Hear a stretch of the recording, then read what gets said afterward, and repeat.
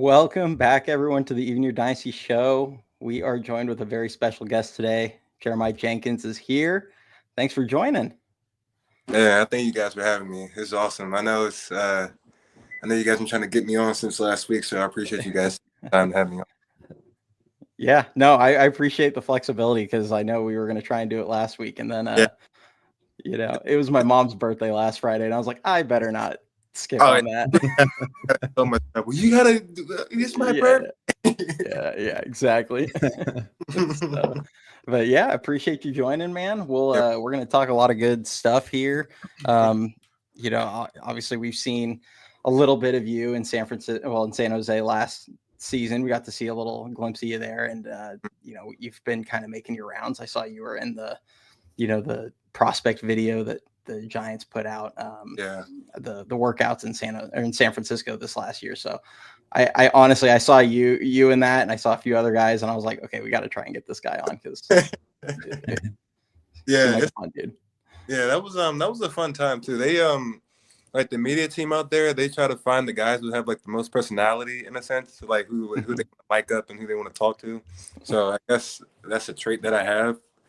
I mean, I go with the flow. I go day by day with it. But I mean, I appreciate you guys having me on now. Yeah, thanks. Yeah, for sure. I will say, just looking back over the last few months, these two guys have spoken nothing but good things about you. They think really highly of you, bro. So they keep up with all the minors and whatnot.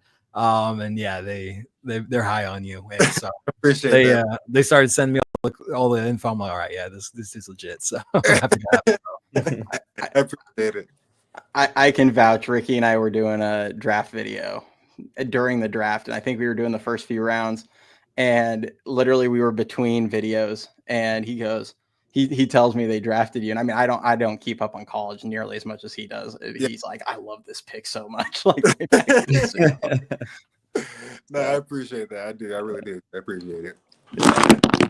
Oh, there we go. That's the downside right there. Yeah, it's all good. But yeah, so let's just kind of get a little bit of your background. So you're from Virginia, is that correct? Or no, I'm born in Virginia, but I'm from Maryland. Maryland, okay. So did you grow up? Because I saw in that video, you said you grew up a Giants fan. How did that happen on the East Coast? Yeah, bro. Honestly, it came from like MLB The Show, because when I was a kid, I would always pick teams that had like bright logos. I was always a logos type of kid. Like if I liked your logo, then I was a fan. So when I was playing MLB The Show, I think it was MLB The Show 2010, and I saw the Giants logo on there. I was like, that's pretty cool. And then I was like, you know what? I guess I'm just be, a Giants fan. It was a little weird. My parents thought it was funny. Like, they're on the West Coast, right? I was like, I like their logo, so they're my favorite team. I don't know. And like I was a fan of Brandon Belt, Brandon Crawford, and Buster Posey too. So I guess it kind of just came into perspective in the sense that I became a Giants fan as a kid. I eventually switched over to the Nationals, but growing up, I was a fan of the Giants. Yes. Yeah. So you got to be happy about the Giants, and then a little bit of heartbreak in 2014. Yeah, in a sense, yeah.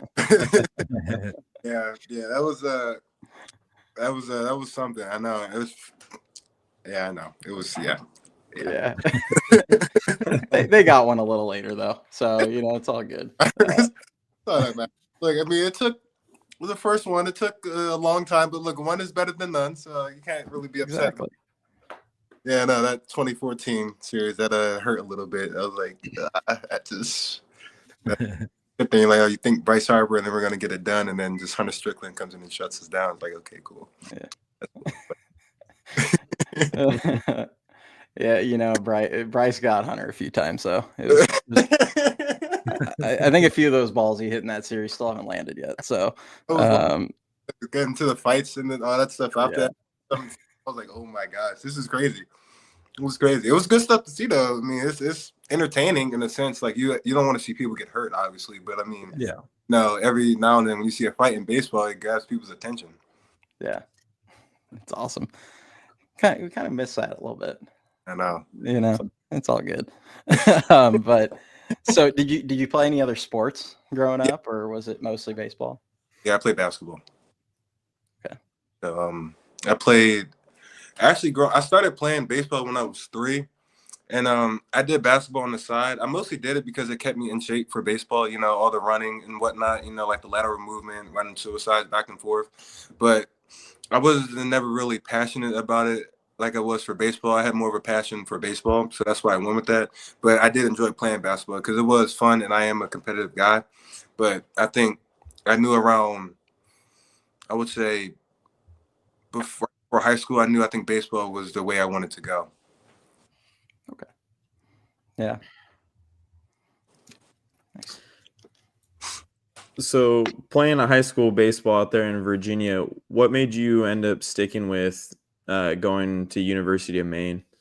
Yeah, I actually played high school baseball in Maryland. It was right outside of Baltimore, but it was funny. I was at a tournament in New Jersey called Diamond Nation back in 2019, and the recruiting coordinator at the time, he saw me play. In the game he came to, I had 2 home runs that game.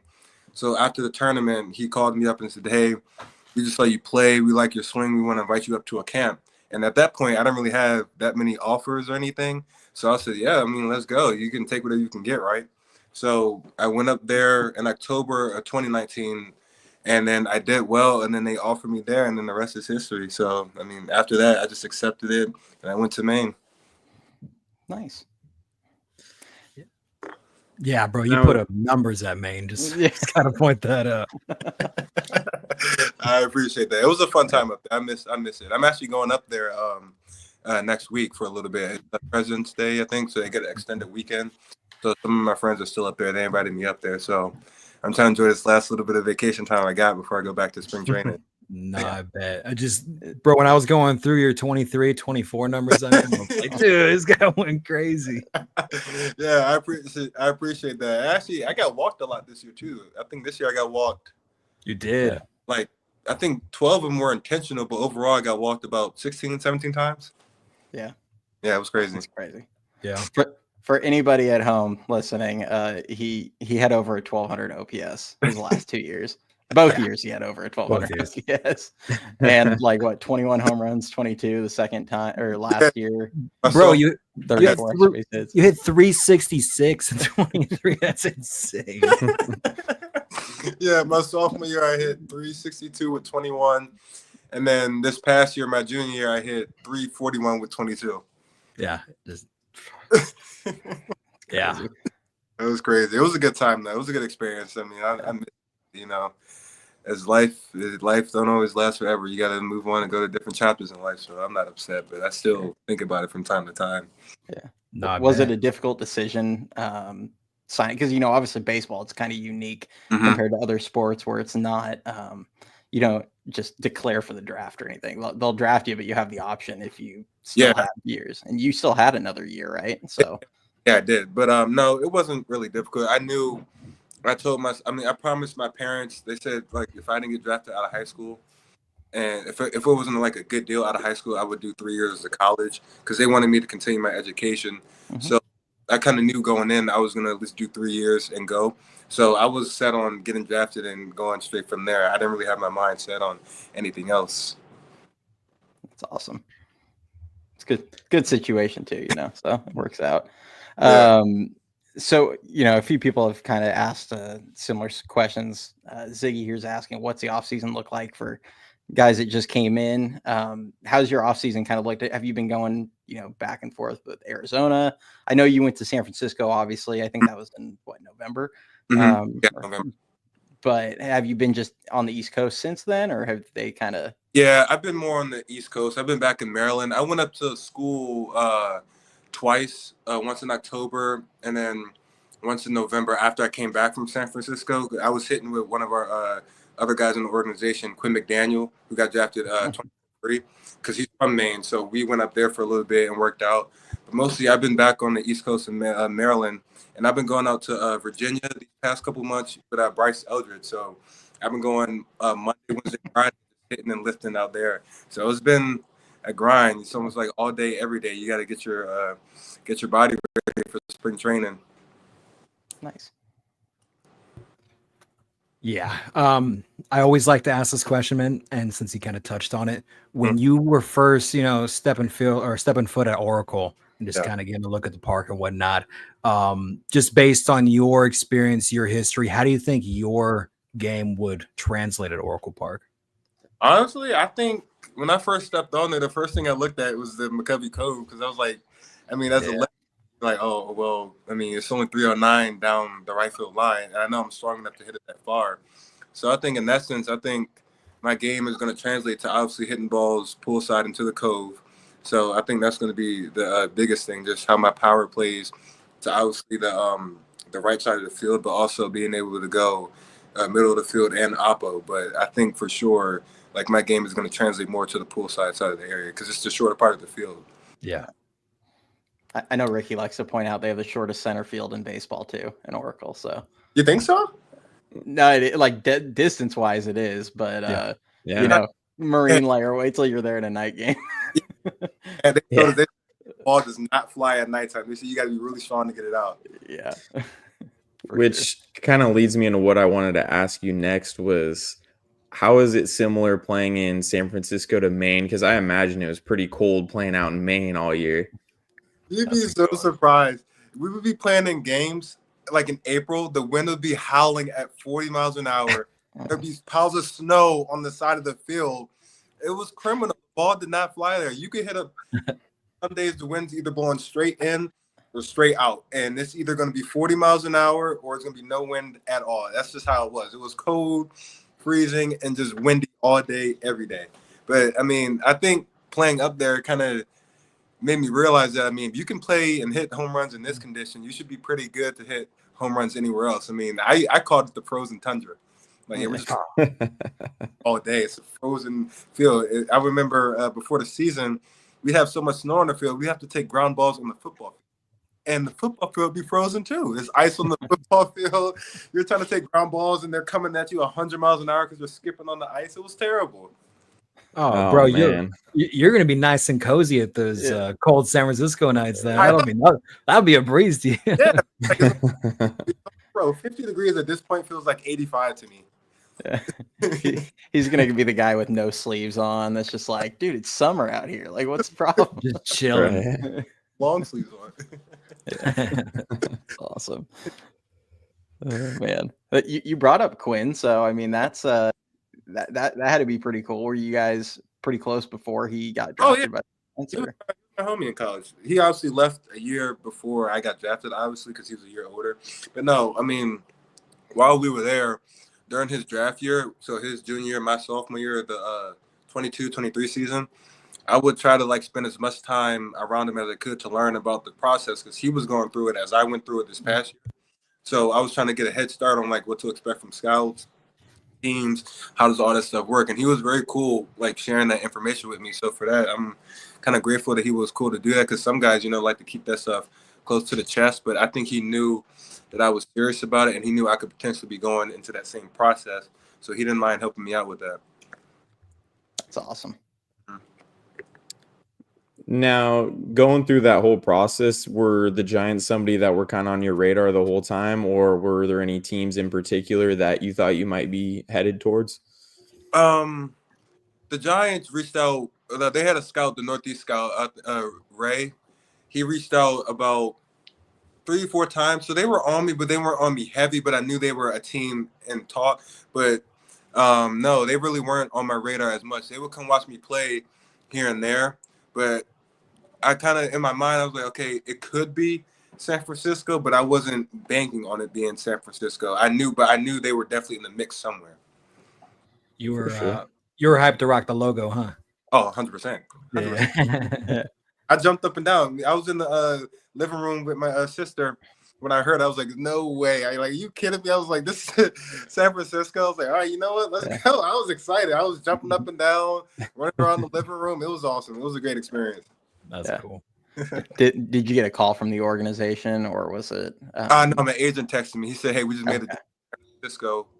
Oh, and then Ray called me, the scout, the Northeast scout. He called me. He said, hey, we just got you. I was like, bro. I was like, oh, I was so excited. But yeah, no, my agent texted me. And then Ray, he called me and said, hey, we just got you. I was like, Let's go. I was like, can I get there right now? He's like, no, you got to wait a couple of days. But I was just so excited. I was ready to go. That's awesome. Yeah.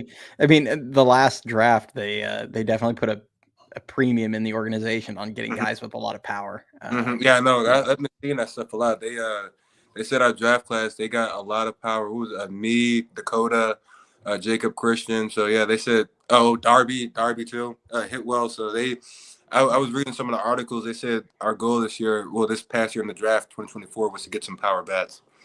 Yeah. I don't know if you're aware of it, but the Giants haven't had a 30 home run guy since Barry in 2004. What was Barry's last 30 home run year? Was it 04? 04, yeah. Oh, so it's been 21 years. Wow. Yeah. Yeah. He hit 48, I think, that year. I think I was one. Yeah. Yeah. They were thinking on Adamas. They said that he might put up a 30 home run season this year. So we'll see. We're hoping, man. There's some sad streaks going in San Francisco that we'd really love to see. It's definitely been heavy on pitching for sure. Yeah. All it takes is one guy that'll lift the city up. Be surprised. Yep. They can change it, maybe. You never know. We're gonna need you and Bryce to do that on a yearly basis, bro. Yeah, he would tell me that too when we're hitting. He's like, bro, I think he would just be like, yo, I think just me and you should just go, just go to the big leagues and just hit 40 homers apiece. I'm like, hey, I mean, I would be like, yeah, I don't think the organization is gonna be mad if they have two guys with 40 homers in their lineup. I'd be very happy. Yeah, I mean, it's just you got to go one day at a time with it. You can't rush the process through the minors. Obviously, I would like to be in the majors right now, but I mean, that's not really how it works. I still got more developing to do and getting some things. I don't want to rush it. So touching on that really quick, I know you've been primarily a first baseman throughout your career. You are listed, slash like left field or corner outfield position. Yeah. Just looking, long-term goals with the Giants. I don't know if, they've communicated anything with you or just you, looking at yourself and your profile. What's your comfortability playing a corner outfield position as you progress through the minors? Oh, I wouldn't mind it at all. I would love it. I played left field in college, and then in high school I played right field, and believe it or not, I actually played center field too. Center field, absolutely not. I don't have the speed field, but no, the corner outfield, yeah, I wouldn't mind playing that at all. Sweet. I do have one favor to ask though, going back to Quinn. Yeah. So Cody here, we were doing an interview with Charlie Zacconi, and we actually mentioned Quinn. And Cody compared him to Jose Altuve, and we all lost it. I need you to tell Quinn that this guy right here in the middle compared him to Altuve, just to see what his reaction is. Probably either knowing Quinn, he's like, bro, I don't really care, or he'll either be like, wow, that's crazy, because he's kind of compare himself to Mookie Betts. I was like, no, I'm gonna tell him that just to piss him off. Like, bro, you actually remind me of Altuve. Yeah. Like, yeah, it's actually because you are very short. That's why. I'm 5'6", man. I'm the pot calling the kettle here. All right, I can't even talk. But I just remember watching Quinn last year, and I don't know if it's like how he wears his pants or whatever. Bro, I don't know. But or it's just relative to some of the other maybe he just stood next to Bryce. I don't know. It's just something like he just didn't. I'm like, he looks like he's like 5'8". I don't know. I tell him this all the time. I was like, bro, you look like my dad says, what is it? It's like an upside down triangle, just all upper. Like, bro, if you just hit legs one time, you look like a Greek god. This guy said upside down. Is it not? You see an upside down triangle like this up here. It was funny though, because Charlie was even defending Quinn, and he was like, Altuve, that's crazy, man. And we're like looking up, and we're like, he's like 5'9" or 5'10". Altuve is like 5'5" on a good day. I was like, there's no way he's 5'10", and then I looked it up. I was like, oh damn, he is. I'm like, Quinn is definitely taller, so Altuve might be a crazy take, but I would just say that just to like hurt his ego, just to make him like. Yeah, that's Bro, I'm hilarious. crying right now. I joke. I said that, and then they ended. And I looked at those two, and I was like, "Well, that ended any hope of him joining us." My bad. And I'm gonna tell him that just to hurt his ego, like, bro, yeah, you actually remind me so much of. That's awesome, man. Will you tell Quinn to come on with us, and I will promise to bring that up just to put Cody on the spot to see what that interaction looks like. When you got to join the show, it's gonna be a fun time. That you're gonna like. Yeah. He'll block us right on the spot. Yeah, block and never join you guys. Yeah. No, all good. That was hilarious. Hey, I complimented his power though, so you know what? Dang, like he has. Like, hey, he led Eugene this past year in homers, right? 13. Yeah, I think. Yes. Yeah. How many did Bryce hit in Eugene? I mean, he was there for like 2 months. I told him about. I think he hit 9. Yeah, nuts. I remember watching. It was just Bryce Eldridge home run. I'm like, wow, bro, it was crazy. Yeah. It was good. Yeah, he's good. He's a good player. Fun. Yeah, good times. Mm-hmm. All right, so we'll move off of that. But that was a good laugh, though. Yeah, appreciate that one. Oh my God. Oh man, but so we'll talk a little bit about the. We have some people asking a bunch of different things. We're saving them for later. But when you went down to Oracle, I see a lot of you guys on like Instagram and stuff like that. Because there were like 15 of you guys there. I see you guys commenting on each other's stuff all the time, especially like you and Trent Harris and some of those guys. That's my homie. That's my guy right there. Yeah. He's hilarious. 20 of us. Yeah, I would say around that range, 15 to 20. Yeah. So are you guys keep in touch a ton, or do you guys? Yeah, for sure. I think actually, what's funny that you mentioned that when I first got there, we went to the hotel across the street from the stadium, and I think we all met up in a room. And like, I think we all just instantly bonded with each other, even though it was like our first time. Well, my first time meeting some of the guys, but I think someone pointed out was like how well we gelled with each other. It was like our first time meeting each other. We're already laughing and cracking jokes. So yeah, I mean, it's really a good group of guys, and I like the guys. They're really good people. So no, I mean, I try to go along with everyone. Like obviously, you can't make someone like you, but I think just being a nice person and just being kind to people goes a long way. Sure. Yeah. That kind of goes hand in hand with something I was going to ask. Just in general, looking back at your first pro ball season, what was one of your favorite highlights of it? Just either on the field or off the field. Just what was one of your favorite experiences that you had? Well, obviously, I would say on the field, hitting my first home run.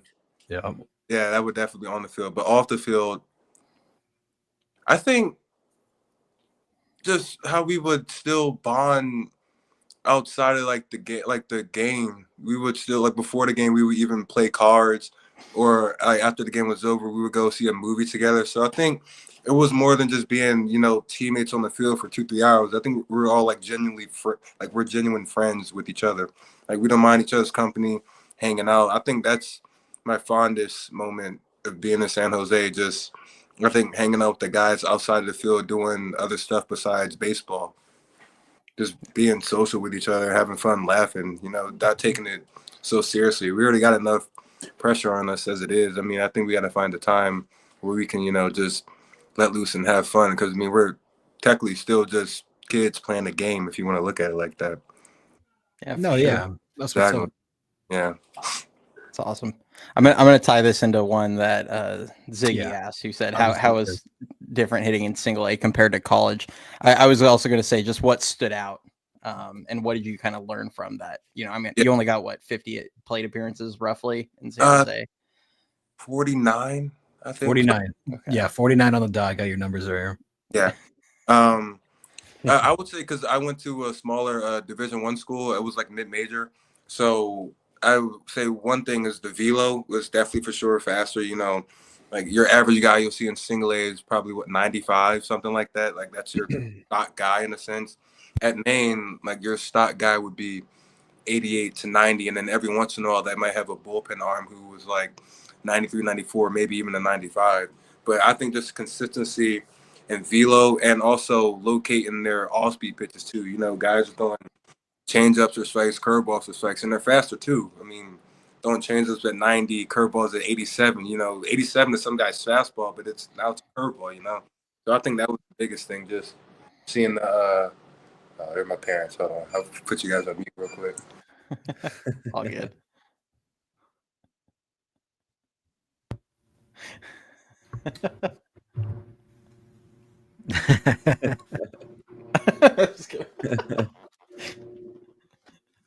Dude, That's awesome. I had to bring up the Quinn thing. I knew he would die laughing having you play with him. I literally started Thanks a crying, bro.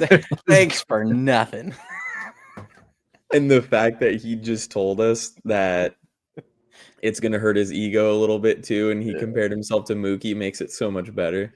100%. All right. Fantastic. All right. Nah, you're good. Yeah, you're good, man. So after that, was there anything that you kind of learned from that you wanted to take into this off season that you wanted to work on, like focus on from that? I would say how to adjust to the off-speed pitch.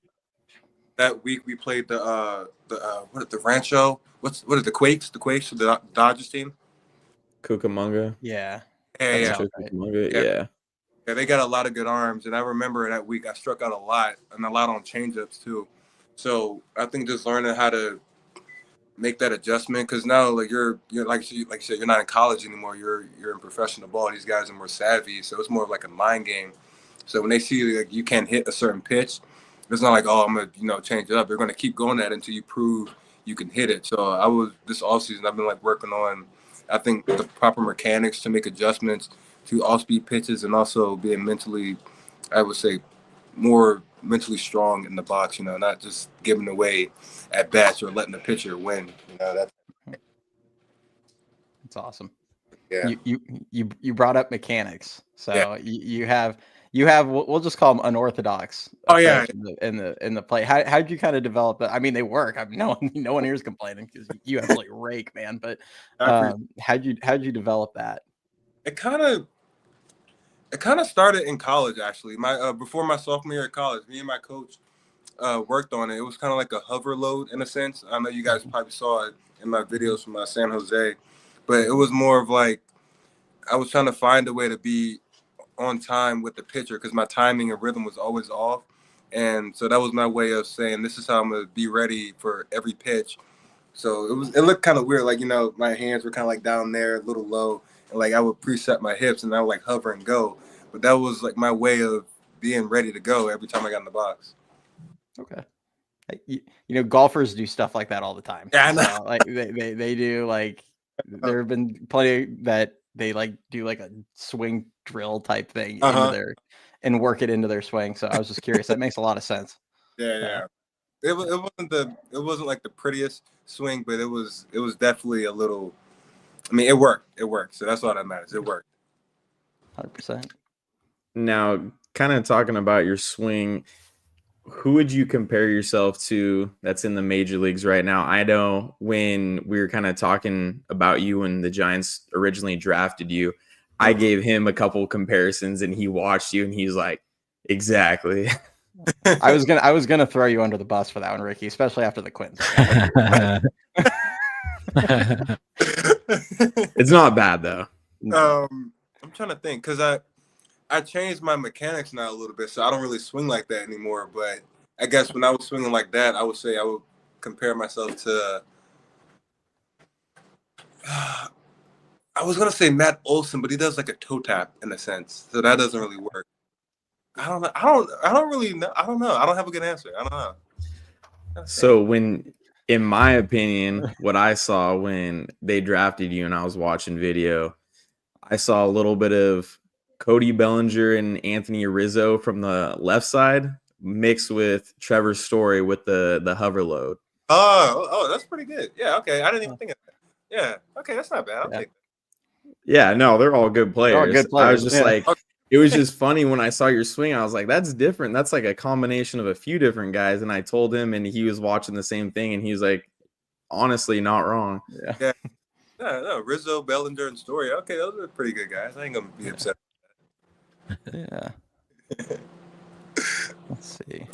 Now shifting back over to the San Jose team, who's a guy on the team that you would say is maybe a lesser known guy on that team that you think is really going to stand out this year? Let's see. I only was there 11 games, so I didn't get to see everyone play. But for my time that I was there, lesser known guy. Or even one of the guys that you worked out with in San Francisco when you guys all got together. If there's somebody different there that might have been like a complex league guy or a Eugene guy. Honestly, I would say Darby. I think Darby. Yeah. Interesting. Yeah. He's like I know he's a hometown kid out there, but I think because he's like a quiet guy, so he's not really like, outgoing and talkative, which is fine. That's who he is. So, but I think the way he plays, people can kind of gravitate towards that because he's gritty. He plays hard.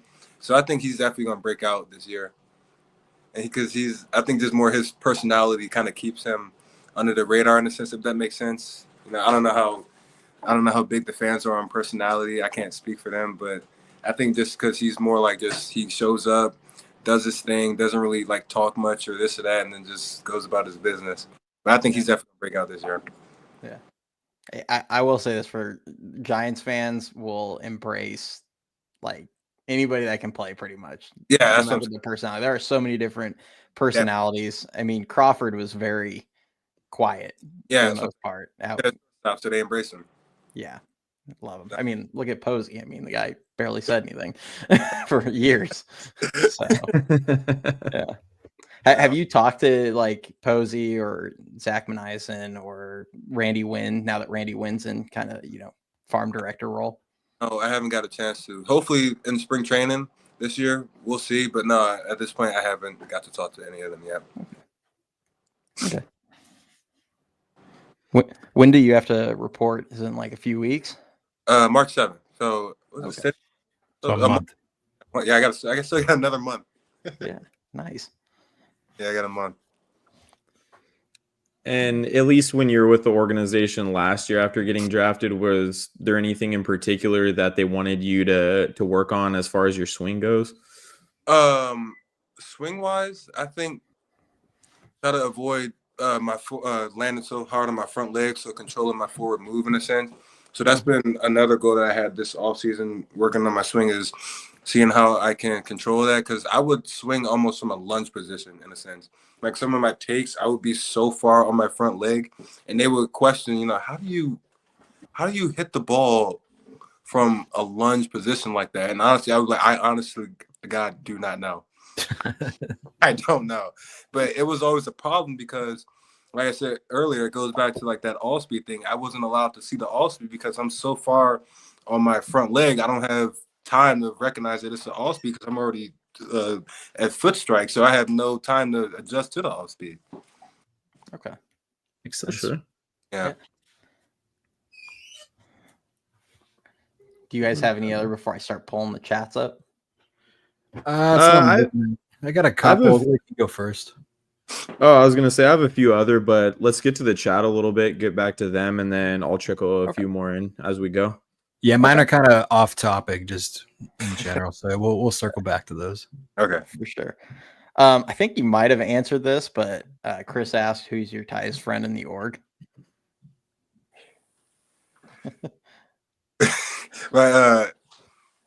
Say it again.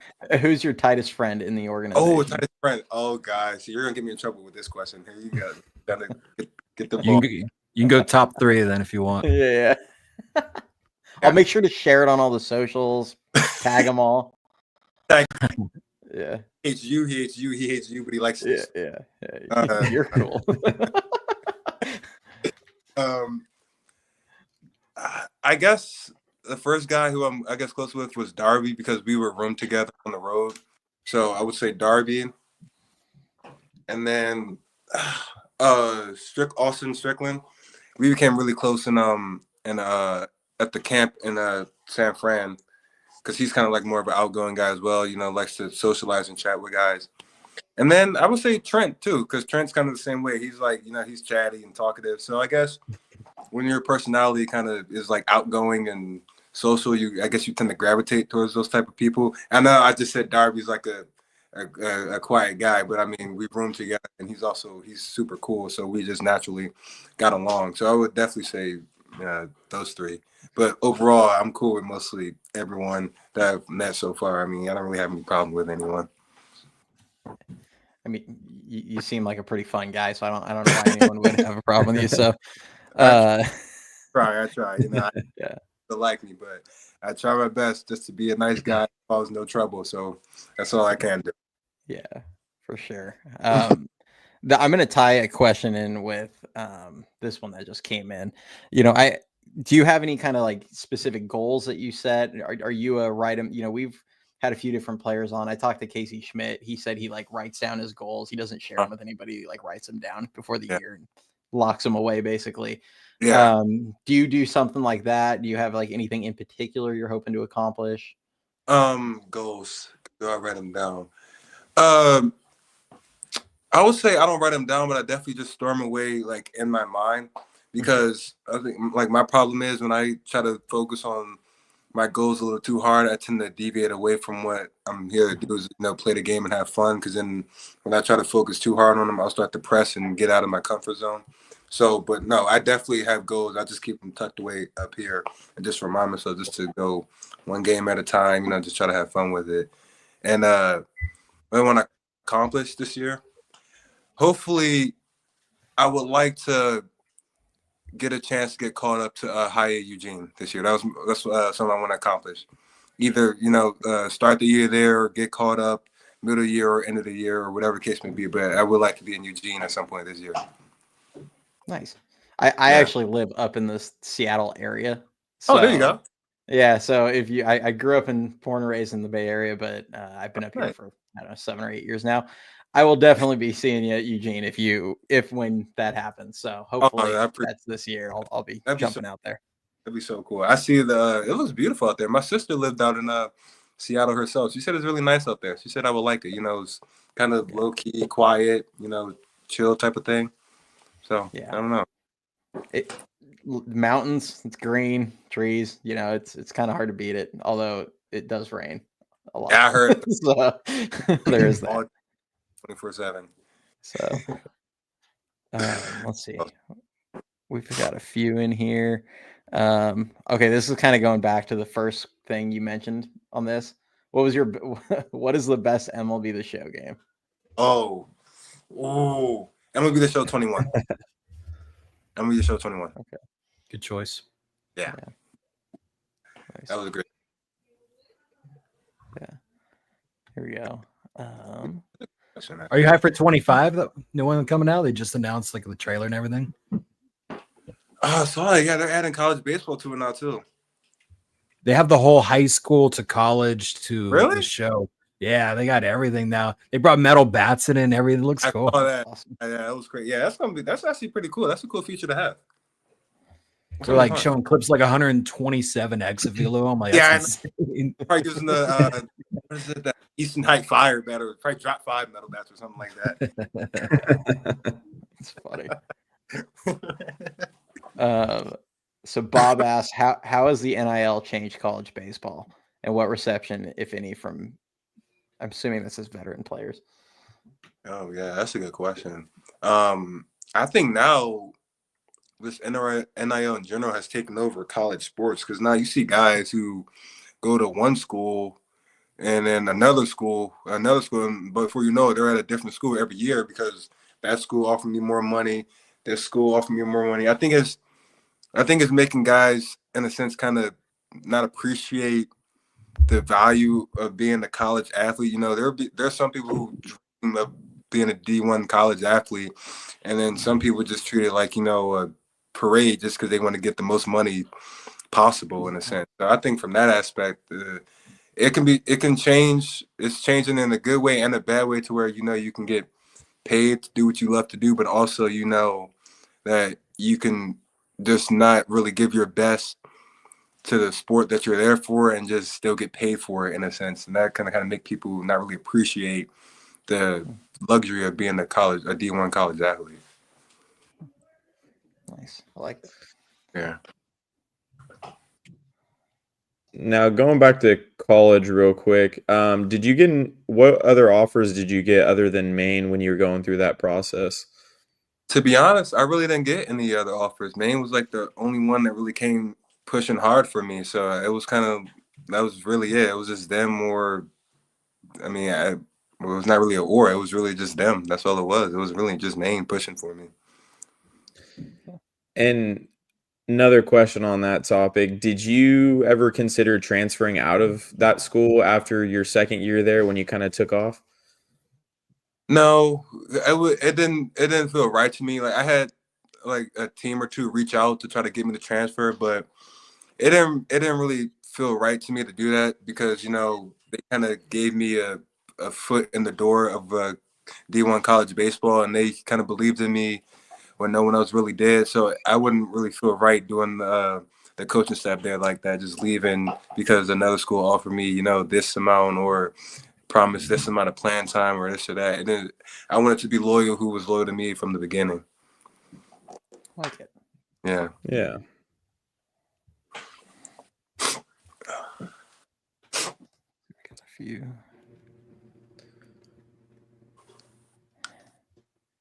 Have you faced a teammate from college? If so, what was that like? Since you've been in the pro ball. I haven't. No, I haven't. I wish if we do live at bats, maybe I can face Senecola. He got drafted 3. So, but other than that, no, I haven't faced anyone from college yet. Yeah, I wish I could though. If it's in my mind now, I kind of want to face Sen and see how that goes. Yeah. Just call him out first day of spring training. Oh God! If you call someone out, you better pitches. Calling people out first day, ranking on 3 pitches, bro. What do you go sit down, bro? What are you doing?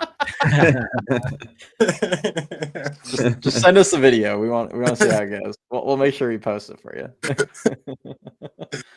Yeah, but no, I haven't faced anyone from college yet. Awesome. Was there anybody notable you got to face when you did college summer ball? I'm trying to think. I remember 2023 playing in the NECBL.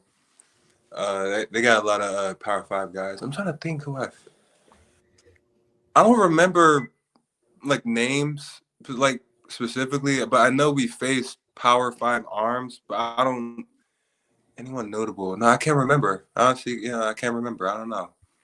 Not from my knowledge. No, I can't remember. I would just like to ask that because when we talked to Jacob Christian, it was interesting. He actually played summer ball one year with Xander Darby.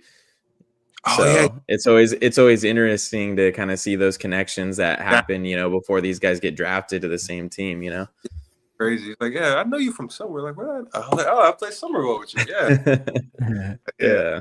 It was awesome. Get those connections before you can join the team. Yeah. Any of the guys on the organization that you kind of played against that you played with in San Jose this year, like not obviously Quinn was up in Eugene and former teammate, but like any of the like guys you competed against in college that are now your teammates down in San Jose? Did I put? Nope, I don't recall. Nope. I don't recall playing against any of them in college because most of them are from the West Coast or down south. Yeah, no, I don't think I did. I'm trying to think. I don't want to sell you guys short. Nope, I don't think I did. Nice. No worries. Nope, I didn't. You guys make me think here. I'm actually a bit.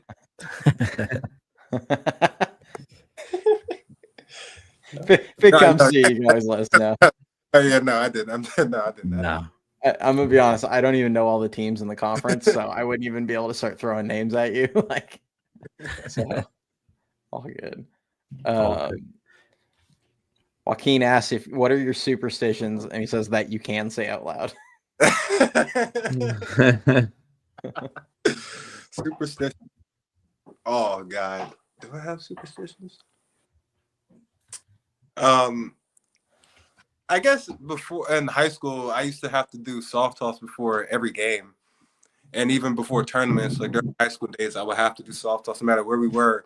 We could be getting in at like 11 p.m. from off the road, me and my dad, and I know this is crazy because we could have destroyed some things. We would do like soft toss in the parking lot of hotels.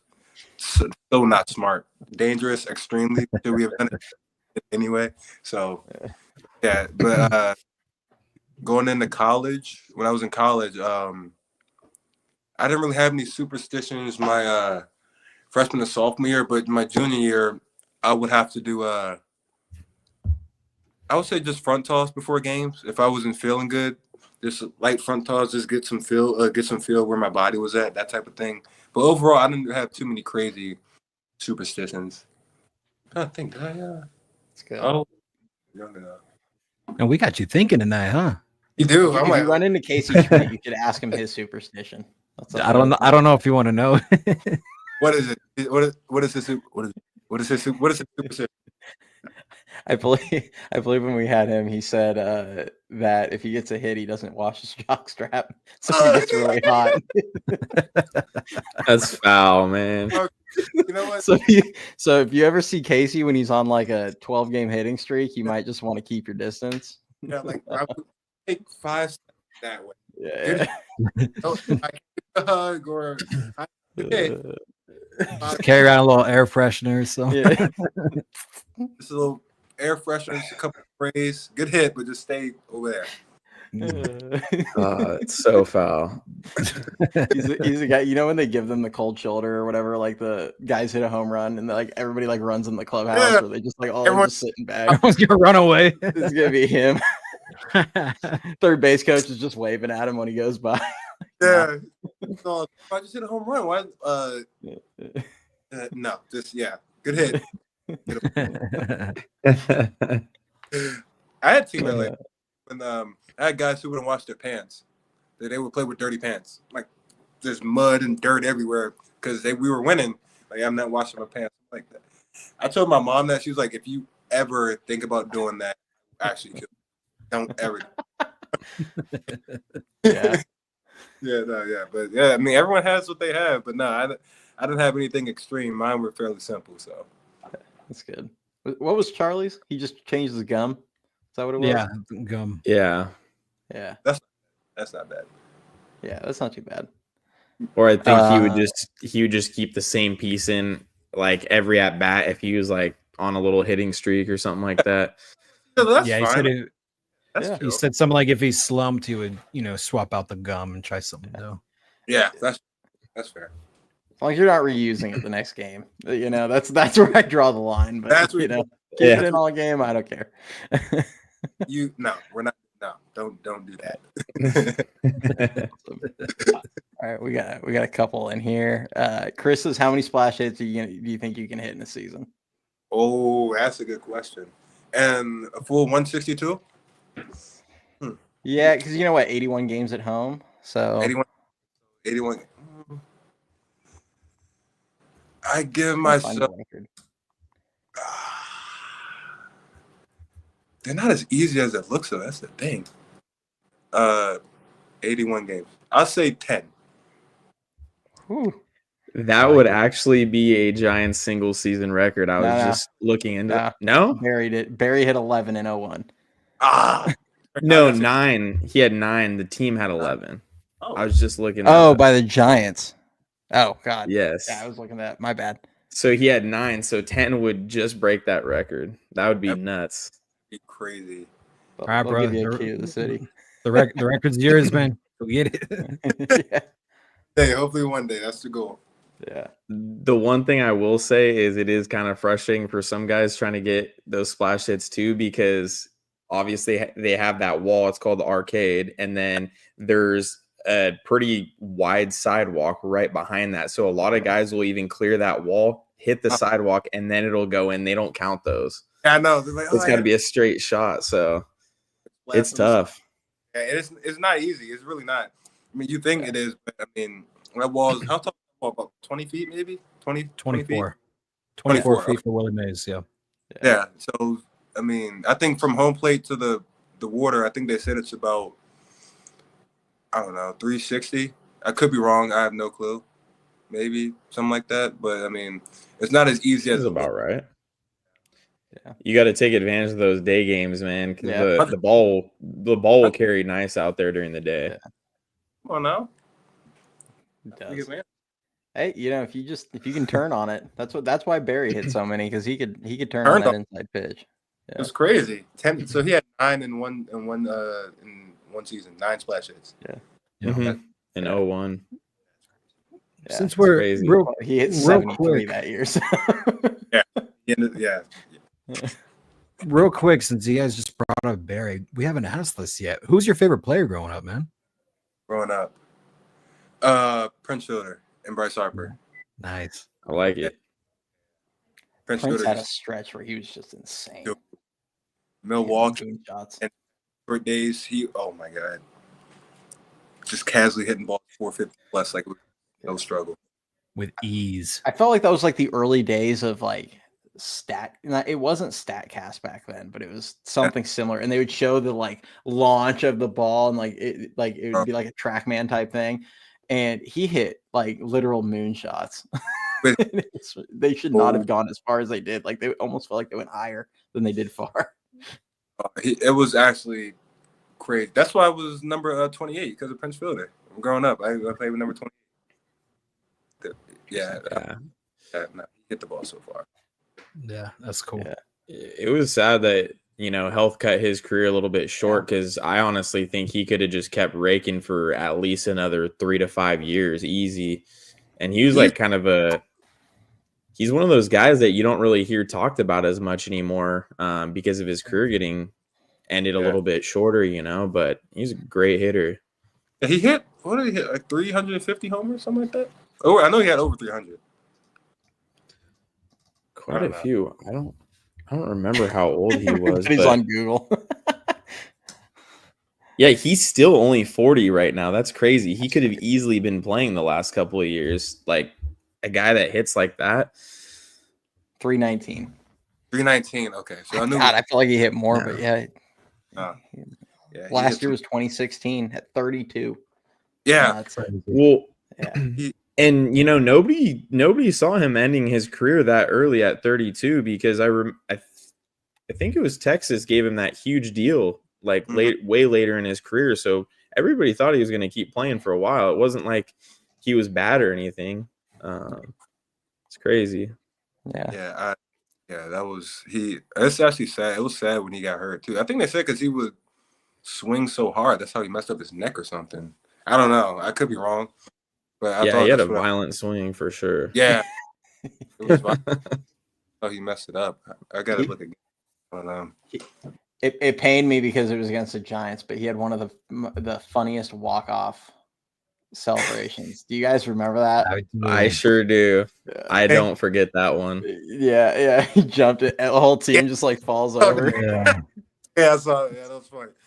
That was funny. I was a kid when that game happened. I remember being pissed when he did that as a Giants fan. Yeah. Giants, bro. Hey, if it was the 90s, you know who was going to wear one the next day. Yeah. That's funny. Oh, man. That was crazy. Especially if Pedro's on the mound. Oh, God. Right. The guys call you. Yeah. Do you have any nickname, or is it just? They call me. I've been called JJ, Jerry. What else? I could be wrong. I think Strickland might have called me J-Dog one time, or maybe that was Trent. But definitely I get Jerry and JJ a lot. Okay. Yeah. Do you have a preferred one, or do you just be like, whatever? I don't care. As long as it's not anything crazy, I don't really mind. Have fun. just keep it. Just don't say too out of pocket. That's just for anybody. Yeah, for sure. Have you got to talk to either Will Clark or Barry Bonds one-on-one and talk hitting at all? I haven't. I wish I could. I mean, I'm sure they have so much knowledge that they could share. That's something that I could definitely need to hear too. I mean, I see Barry Bonds on Instagram, but I'm sure it's nothing like hearing it from him in person.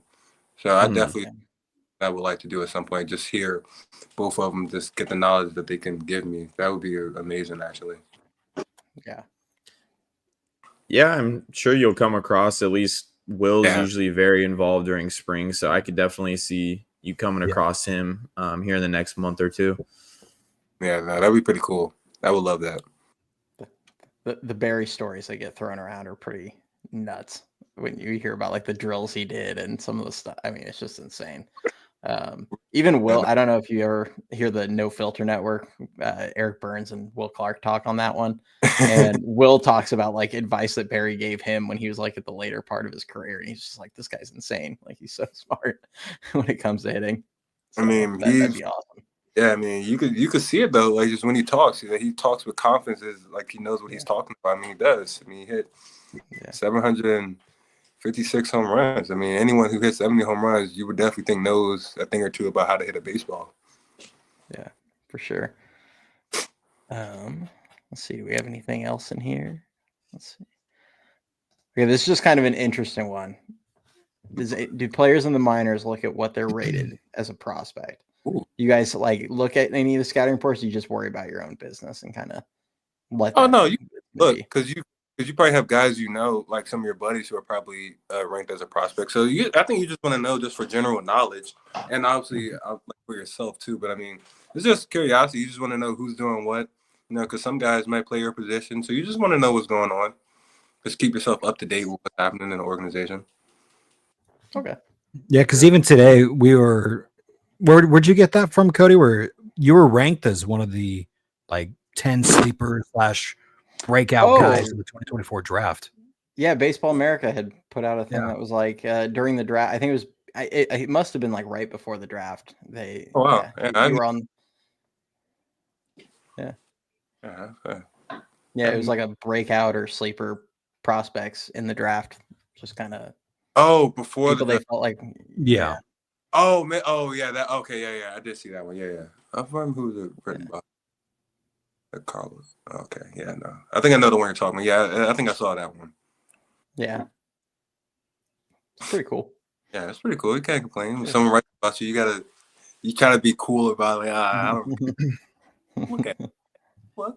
And honestly, I mean, I kind of feel like you just went a little bit under the radar playing up in Maine, honestly. And like, no disrespect at all to Maine. It's just, guys aren't paying as much attention up there. But I mean, anytime you're putting up, what's almost like a home run every other game, guys like that in college baseball are getting drafted in the first couple rounds easy at, Power 5 schools. So, yeah, I mean, when you're in like a smaller conference, a smaller school, it's tough to get that notoriety. So I think I viewed it as, I mean, even though I went to a smaller school, I still had a chance to get drafted. That's kind of how I viewed it. I didn't really view it as like a detriment to baseball.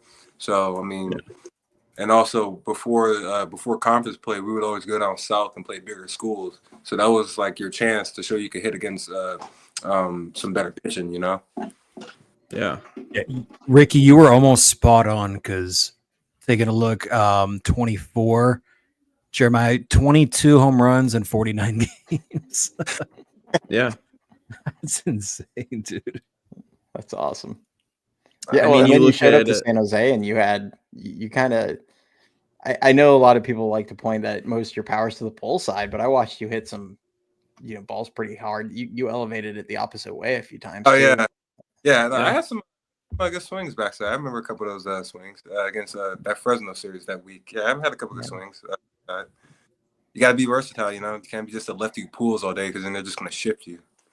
Yeah, and I mean, if, like kind of what we're talking about when you eventually get to San Francisco, a lot of these Giants hitters now are starting to take advantage of that little short porch in center field now. And the ball's carrying a lot better out there now too. Yeah, so you saw like, Elliot Ramos last year, had he been in San Francisco the whole year, he could have been that guy to get 30 bombs finally. Yeah. So, and he was going to center a lot.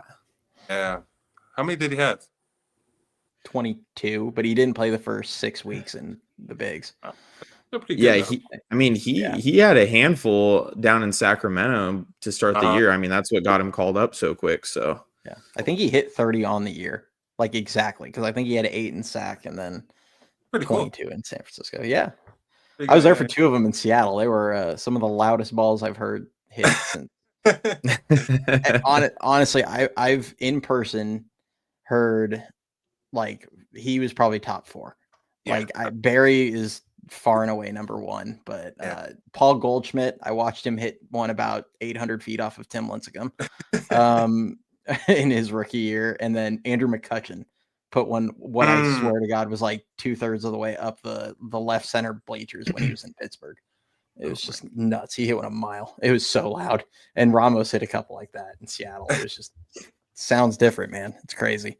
I believe it. He looks like he's a big dude too. Like it's just strong. Yeah. It's fun times. Let's see. We're gonna get last couple here.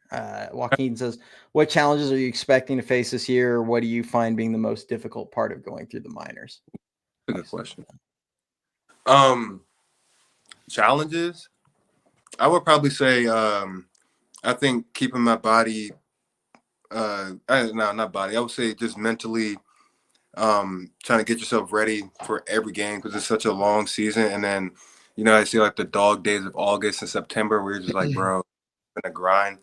So I think just pushing myself to just keep going towards the end of the year. Like physically, I'll be ready. I think it's just more mentally getting yourself ready to, play. Because I was telling some of my friends, they're like, so like, what does a typical day look like for you? Like, do you just do nothing all day? I'm like, kind of. Yeah, you kind of do. Because like when you play at 7, you sometimes don't get to the field till 3. So let's say you wake up like 8:39, you got 6 hours to just relax, and then you got to go play a whole game. So that's kind of tough. Like, because when you're in that relaxed mode, you're like, I don't want to get up and do anything. And you're like, wait, I got to go play a game. So I mean, I think that's definitely going to be a challenge. Is just kind of keep going every day.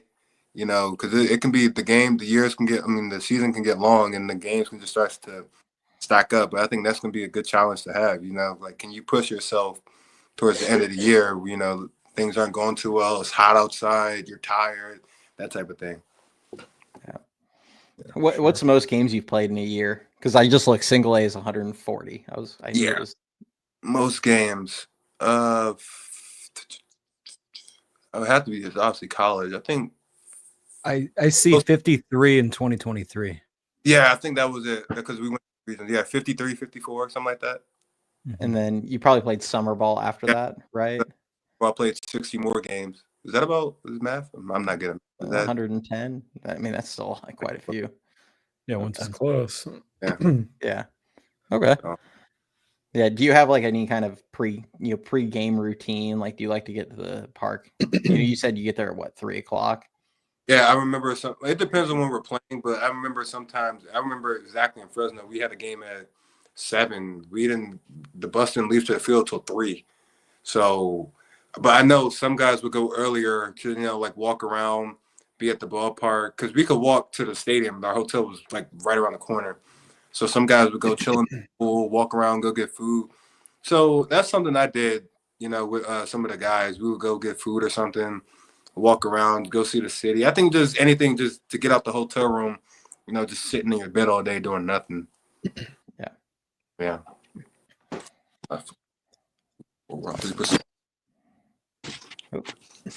Yeah, we can. Yeah.